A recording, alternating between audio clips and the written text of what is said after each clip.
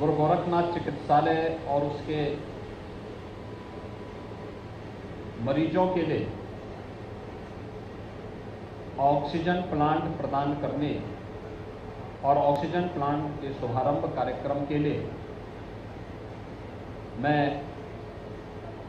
सबसे पहले इस उद्घाटन कार्यक्रम में चिकित्सालय परिवार से जुड़े हुए सभी पदाधिकारियों को, चिकित्सकों को, पैरामेडिक्स को, यहाँ के जितने भी कार्मिक हैं और जो पेशेंट से लाभान्वित होने वाले हैं, उन सभी को मैं हृदय से बधाई देता हूं और भारतीय स्टेट बैंक को CSR की अपनी गतिविधियों की केंद्र बिंदु के साथ जोड़ने के लिए हृदय से धन्यवाद भी देता हूं। भाइयों बहनों, आप सबको मालूम है कि भारतीय स्टेट बैंक विगत 216 वर्षों से पूरे देश के अंदर और दुनिया के भी अनेक देशों में वित्तीय क्षेत्र में अपनी व्यावसायिक गतिविधियों को बढ़ाने के साथ ही अपनी सामाजिक प्रतिबद्धताओं के लिए भी विख्यात रहा है। निरंतर अपनी सामाजिक गतिविधियों के माध्यम से व्यवसाय का लाभ, व्यवसाय कमाना ही केवल उद्देश्य नहीं बल्कि हमारी कुछ सामाजिक प्रतिबद्धताएं भी हैं और उन सामाजिक प्रतिबद्धताओं के तहत ही न केवल शिक्षा के क्षेत्र में, स्वास्थ्य की अत्याधुनिक सुविधाओं को उपलब्ध करवाने के क्षेत्र में, गरीब कल्याणकारी वनवासी क्षेत्रों में, मलिन बस्तियों में या अन्य तमाम ऐसी गतिविधियां जो एक आम नागरिक के जीवन में व्यापक परिवर्तन का कारण बनती है, उसमें अपना योगदान देती है। अपनी व्यावसायिक गतिविधियों को बढ़ाने के साथ ही आम नागरिक के जीवन में भी परिवर्तन लाने, उन्हें रोजगार उपलब्ध करवाने, केंद्र और राज्य सरकारों के विभिन्न योजनाओं के साथ अपने आप को जोड़ने के साथ ही सफलतापूर्वक उन योजनाओं को क्रियान्वयन के कार्यक्रम के साथ जुड़ा हुआ है।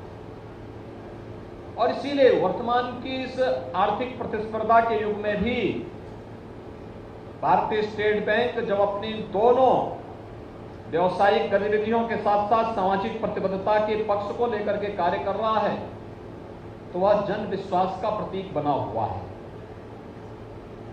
मैं इस अवसर पर भारतीय स्टेट बैंक के चेयरमैन का गोरखपुर आगमन और पहली बार उनका आगमन हो रहा है, इसके लिए राज्य की ओर से और गोरखपुर वासियों की ओर से उनका हृदय से स्वागत करता हूं। आज उन्होंने आकर के यहां मंदिर परिसर में पहले वृक्षारोपण के कार्यक्रम में भागीदार बने, अब उन्होंने यहां पर चिकित्सालय में आकर के ऑक्सीजन प्लांट का यहां पर लोकार्पण के कार्यक्रम के साथ वे जुड़े और इस कार्यक्रम के बाद एम्बुलेंस जो हॉस्पिटल्स को हम लोग उपलब्ध करवाएंगे, सरकारी हॉस्पिटल्स को उपलब्ध करवाएंगे, उन एम्बुलेंस के फ्लैग ऑफ के कार्यक्रम के साथ भी वो जुड़ेंगे। आप जान सकते हैं ऑक्सीजन की आवश्यकता क्या होती है। यद्यपि हम बहुत पहले से कहते थे कि व्यक्ति बिना कुछ खाए कुछ दिन जीवित रह सकता है, पानी के बगैर भी कुछ घंटे रह सकता है, लेकिन ऑक्सीजन के बगैर उसकी स्थिति क्या होती है, यह भले किसी ने महसूस किया हो ना किया हो, लेकिन प्रकृति ने उसका एहसास कोरोना कालखंड में हर व्यक्ति को कराया है। और खास तौर पर जब सेकेंड वेव आई थी, क्या उत्तर प्रदेश, क्या देश, क्या दुनिया, हर एक जगह एक चीज की किल्लत थी, ऑक्सीजन, ऑक्सीजन को, ऑक्सीजन को, ऑक्सीजन के बारे में। और उस दौरान ऑक्सीजन के लिए भारत सरकार ने प्रयास किए। प्रधानमंत्री मोदी जी का प्रयास अत्यंत सराहनीय है। कोरोना प्रबंधन में प्रधानमंत्री जी का मार्गदर्शन और नेतृत्व जिस रूप में पूरे देश को मिला, आपने पहली बार सुना होगा कि भारतीय वायुसेना के विमानों से ऑक्सीजन के बड़े बड़े टैंकर भेजे जा रहे थे और फिर उन टैंकरों को हम ला करके हॉस्पिटल तक पहुंचाते थे। पहली बार हुआ है जब ट्रेन, ऑक्सीजन ट्रेन चली है। आपने अब तक पैसेंजर ट्रेन देखी होगी, गुड्स ट्रेन आपने देखी होगी, सामानों को लेकर के जाती है, मालगाड़ी होती है, सामान को ले जाने वाली बोगियां भी होती हैं। ऑक्सीजन ट्रेन पहली बार आपने सुनी होगी और यह अभिनव प्रयोग दुनिया के अंदर भारत ने किया। लेकिन साथ साथ हमारी पैरेलल व्यवस्था भी होनी चाहिए।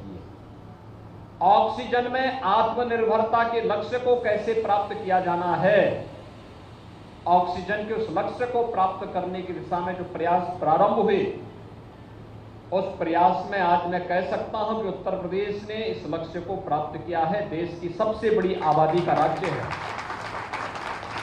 हमारे पास उत्तर प्रदेश में मात्र 32 ऑक्सीजन प्लांट थे कोरोना के पहले।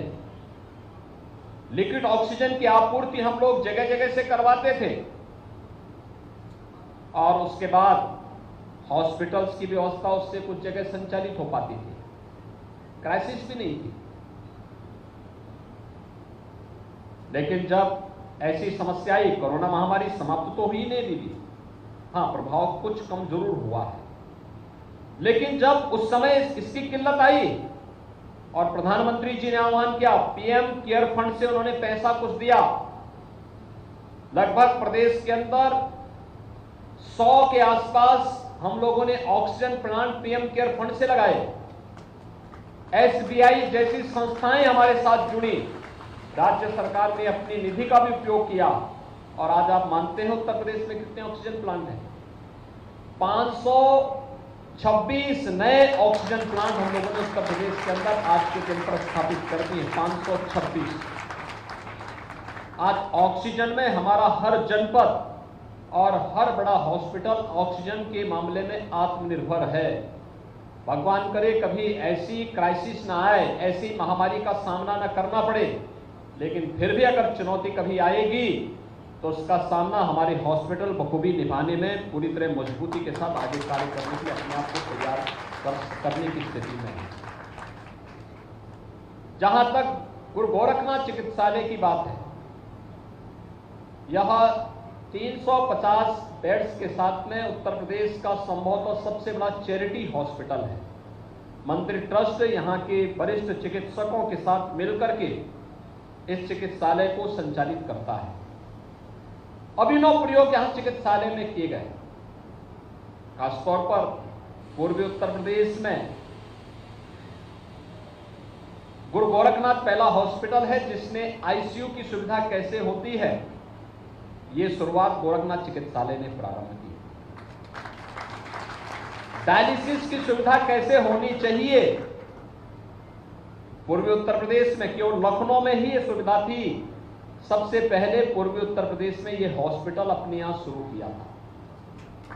ब्लड बैंक हर एक व्यक्ति के लिए ब्लड की उपलब्धता का माध्यम बन सके, ब्लड सेपरेटर यूनिट, ब्लड की एफरेसिस यूनिट, यह सब भी इस हॉस्पिटल ने लगा करके चैरिटी में लोगों की सुविधा और सेवा का जो कार्य किया, अपने चिकित्सकों, पैरामेडिक्स, इन सब के परिणाम स्वरूप जन विश्वास का प्रतीक बना। और उसमें जब सीएसआर की गतिविधियां जुड़ी तो वहां पर उन सुविधाओं को और बेहतर तरीके से आगे बढ़ाने में भी मदद मिली। और आज मैं धन्यवाद दूंगा चिकित्सालय ट्रस्ट की ओर से, प्रबंधन की ओर से और राज्य सरकार की ओर से भी, क्योंकि राज्य के अंदर कोई भी कार्य होगा तो स्वाभाविक रूप से वह राज्य सरकार की एक उपलब्धि के साथ जुड़ता है, राज्य सरकार की उन प्रतिबद्धताओं के साथ जुड़ता है जो उनके सेवा के, गरीब कल्याण के अभियान का एक हिस्सा होता है। और कोई भी संस्था जब इस अभियान के साथ जुड़ती है तो हम लोगों का दायित्व बनता है कि हम उसे सपोर्ट करें, हम उसे आगे बढ़ाने में, उसको प्रमोट करने में अपना योगदान दे सकें। और यह इस चिकित्सालय के साथ जुड़ने के साथ ही पूर्वी उत्तर प्रदेश का कॉमन मैन इस सुविधा का लाभ यहां पर प्राप्त कर सकता है, प्राप्त कर रहा है। क्योंकि मैंने बहुत नजदीक से यहाँ पर चिकित्सालय की सेवाओं को बहुत नजदीक से उन सेवाओं को देखा है, महसूस किया है, उन कार्यक्रमों को आगे बढ़ते हुए मैंने देखा है। और मुझे लगता है कि चिकित्सा क्षेत्र में सेवा का जो बेहतरीन माध्यम हो सकता है वह आज के समय में, आज तो आयुष्मान भारत की योजना भी आ चुकी है, मुख्यमंत्री जन आरोग्य योजना के माध्यम से भी हम 5 लाख रुपए की स्वास्थ्य बीमा का कवर हर गरीब परिवार को और जरूरतमंदों को उपलब्ध करवा रहे हैं। लेकिन जब ये सुविधाएं नहीं थी तब हम जानते तो उस समय क्या स्थिति होती थी, गरीब मरीज का कैसे उपचार होता था, कैसे उनके ऑपरेशन होते थे। गुरु गोरखनाथ चिकित्सालय ने उस समय भी अपने चिकित्सकों की मदद से उन सभी जरूरतमंदों को ये सुविधा यहाँ उपलब्ध करवाने का कार्य किया। और आज यही कारण है जन विश्वास के एक प्रतीक के रूप में गुरु गोरखनाथ चिकित्सालय निरंतर एक नए प्रतिमान स्थापित कर रहा है।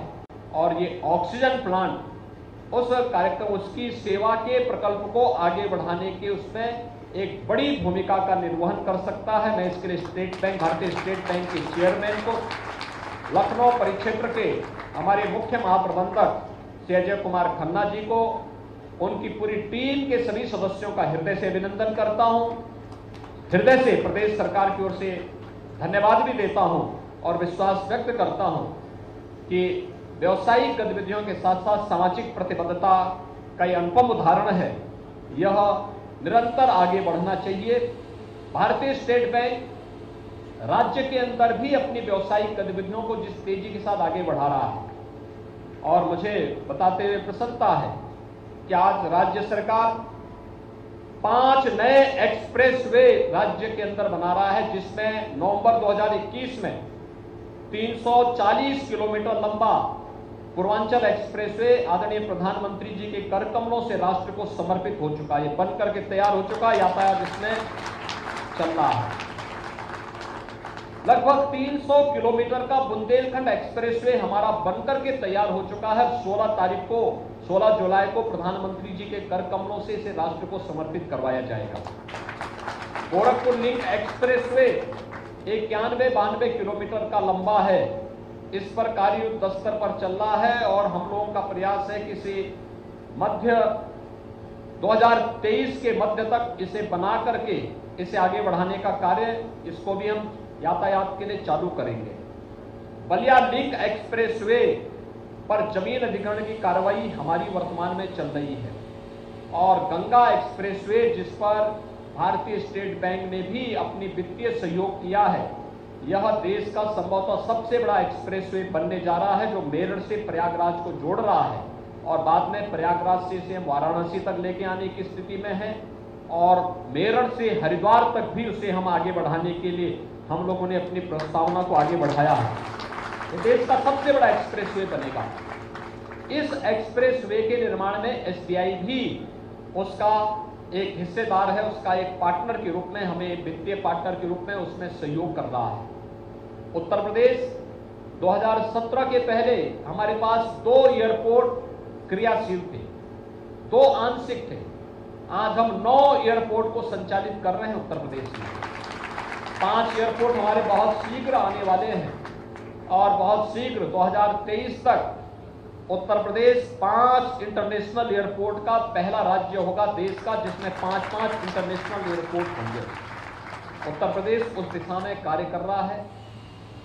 उत्तर प्रदेश में बेहतर कानून व्यवस्था की स्थिति ने निवेश की संभावनाओं को बहुत अच्छे ढंग से आगे बढ़ाया है।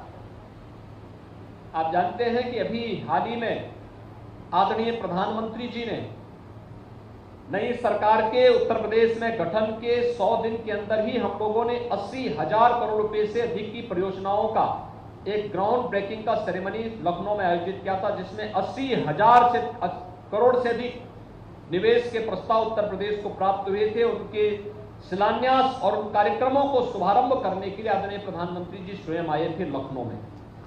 उत्तर प्रदेश में ये निवेश यहाँ के नौजवानों को रोजगार के साथ साथ उत्तर प्रदेश की अर्थव्यवस्था को एक नई ऊंचाई प्रदान करने का एक माध्यम हमारे लिए बन रहा है। हमारे यहाँ हम लोगों ने परंपरागत उद्यम को भी आगे बढ़ाने के लिए 1 डिस्ट्रिक्ट 1 प्रोडक्ट की एक अभिनव योजना प्रारंभ की है, जिसमें परंपरागत उद्यम को आगे बढ़ाने के लिए हमारे उद्यमी हैं, कम खर्चे में ज्यादा रोजगार और अधिक से अधिक लोगों को रोजगार उपलब्ध करवाना। प्रदेश के सभी 75 जनपदों में हमारी योजना है और इसने हमारे वार्षिक जो एक्सपोर्ट है इसको बढ़ाने में राज्य के एक्सपोर्ट को बड़ी मदद की है। वर्तमान में उत्तर प्रदेश 1,56,000 करोड़ रुपए से अधिक का एक्सपोर्ट कर रहा है, जिसमें एमएसएमई और वन डिस्ट्रिक्ट वन प्रोडक्ट की हमारी अभिनव योजना की बड़ा भारी योगदान है। और इस कार्यक्रम को भी हम तेजी के साथ आगे बढ़ा रहे हैं, उसको टेक्नोलॉजी के साथ जोड़ रहे हैं, उसको हम डिजाइनिंग और पैकेजिंग के साथ जोड़ रहे हैं, उसके लिए हमने मार्केटिंग की व्यवस्था उपलब्ध करवाई है और भी अन्य तमाम कार्यक्रमों के साथ हम उसे जोड़ने का कार्य कर रहे हैं। ये तमाम कार्यक्रम चल रहे हैं प्रदेश के अंदर। अगर हम देखेंगे one district one medical college के दिशा में भी प्रदेश सरकार ने कदम बढ़ाए हैं। हम लोग जब आए थे तब प्रदेश के अंदर 1947 से 2017 तक केवल 12 नए मेडिकल कॉलेज बन पाए थे राज्य में। 75 हमारे जनपद हैं। कुछ मेडिकल कॉलेज 1947 से बने हुए थे, आगरा का है, लखनऊ केजीएमयू, ये सभी 1947 से पहले बने थे। लेकिन 1947 से 2017 तक 70 वर्षों में केवल 12 मेडिकल कॉलेज गवर्नमेंट के बन पाए थे यूपी में। और हम लोगों ने विगत 5 वर्ष के अंदर भारत सरकार की मदद से हम लोगों ने प्रदेश के अंदर 33 नए मेडिकल कॉलेज का निर्माण या तो किया है या वर्तमान में हम लोग कर रहे हैं। 2 एम्स का निर्माण हम कर चुके हैं। 2017 के पहले नर्सिंग एजुकेशन यूपी के अंदर एक छलावा था, न सरकार का सपोर्ट था और न ही इसमें प्लेसमेंट की कोई गारंटी। आज मैं कह सकता हूं अच्छी प्रशिक्षित नर्सिंग प्रशिक्षु है, उसके लिए नौकरी की कोई कमी नहीं है। राज्य सरकार के अंदर, केंद्र सरकार के अंदर, कॉरपोरेट हॉस्पिटल्स के अंदर और दुनिया के अंदर भी उनकी भारी डिमांड है। उन्हें उस योग्य तैयार करना ये हमारे संस्थानों का दायित्व है और उसके लिए संस्थानों को उसके रूप में जोड़ने के लिए, उनकी स्किल डेवलपमेंट के लिए राज्य सरकार निरंतर कार्य कर रही है। ऐसे ही one district one medical college के साथ ही हम लोगों ने अन्य अनेक अभिनव कार्यक्रम बनाए हैं जो प्रदेश को एक नए उत्तर प्रदेश के रूप में आगे बढ़ाने में अपना योगदान दे रहा है। उत्तर प्रदेश आज न केवल इंफ्रास्ट्रक्चर और गरीब कल्याणकारी योजनाओं के माध्यम से बल्कि टूरिज्म में भी उत्तर प्रदेश ने बहुत अच्छी प्रगति की है। अच्छा, यहां पे डोमेस्टिक टूरिस्ट हो या इंटरनेशनल टूरिस्ट, आज उत्तर प्रदेश उसमें देश के अंदर नंबर 1 में फिर से आ चुका है और हम तेजी के साथ इस दिशा में अपने प्रयास को आगे बढ़ा रहे हैं। आदरणीय प्रधानमंत्री जी की प्रेरणा से काशी विश्वनाथ धाम जिस भव्यता और दिव्यता के साथ सामने आया है, अयोध्या में श्री राम जन्मभूमि और उसके आसपास के क्षेत्र का समग्र विकास, वृंदावन और मथुरा के समग्र विकास की कार्रवाई, ऐसे ही अलग अलग क्षेत्रों में हमारे कार्यक्रम चल रहे हैं। यह हमारा सौभाग्य है, अयोध्या में भगवान राम का जन्मभूमि, भगवान कृष्ण की जन्मभूमि, बाबा विश्वनाथ का धाम, और यही नहीं भगवान बुद्ध की महापरिनिर्वाण स्थल, उनसे जुड़े हुए 6 प्रमुख स्थल उत्तर प्रदेश में है और बौद्ध सर्किट का केंद्र बिंदु भी उत्तर प्रदेश ही है। उत्तर प्रदेश अनेक ऐसे युगांतरकारी घटनाओं का साक्षी रहा है। यह देश वर्तमान में अपनी आजादी के अमृत महोत्सव मना रहा है। 15 अगस्त को देश की आजादी के 75 वर्ष पूरे होने जा रहे हैं। हर एक नागरिक के लिए यह आत्ममंथन का अवसर होगा कि हमने इन 75 वर्षों में क्या पाया है और हमें आगे जब यह देश अपनी आजादी का शताब्दी वर्ष मना रहा होगा, उस समय हम भारत को और अपने प्रदेश को, अपने जनपद को कहां ले जाने की स्थिति में होंगे। और इस दिशा में एक साथ मिलकर के सभी को कार्य करना होगा। हमारी वित्तीय संस्थाओं को, बैंकर्स को, सभी चैरिटी संस्थाओं को, धार्मिक संस्थाओं को, सामाजिक संगठनों को, सामान्य नागरिकों को, समाज की सिविल सोसाइटी को, समाज के प्रबुद्ध जनों को, सभी को मिलकर के एक साथ मिलकर के इस अभियान का हिस्सा बनना पड़ेगा। तब हम भारत को दुनिया की सबसे बड़ी ताकत के रूप में जो प्रधानमंत्री जी का एक महत्वाकांक्षी लक्ष्य है उसे प्राप्त करने में भारत समयबद्ध ढंग से सफल होगा और इस दिशा में स्टेट बैंक का प्रयास सराहनीय है। आज यहां पर स्टेट बैंक के चेयरमैन और उनकी एक टीम स्वयं आई है। मैं उनका राज्य सरकार की ओर से हृदय से स्वागत करता हूं। उनके द्वारा CSR की अपनी एक्टिविटीज में ऑक्सीजन प्लांट यहां प्रदान किया गया। 5 एम्बुलेंस जो राज्य सरकार को उपलब्ध होंगी, जिन्हें हम प्रदेश में गरीब कल्याणकारी योजनाओं के साथ सरकारी हॉस्पिटल्स के साथ जोड़ेंगे, उसके लिए मैं उन्हें हृदय से धन्यवाद ज्ञापित करता हूं और विश्वास करता हूं कि राज्य सरकार और स्टेट बैंक मिल करके अपने लक्ष्यों को प्राप्त करने में सफल होगा। एक बार फिर से आप सभी को मैं गुरु पूर्णिमा की हृदय से बधाई देता हूं, अपनी शुभकामनाएं देता हूं। धन्यवाद। जय हिंद।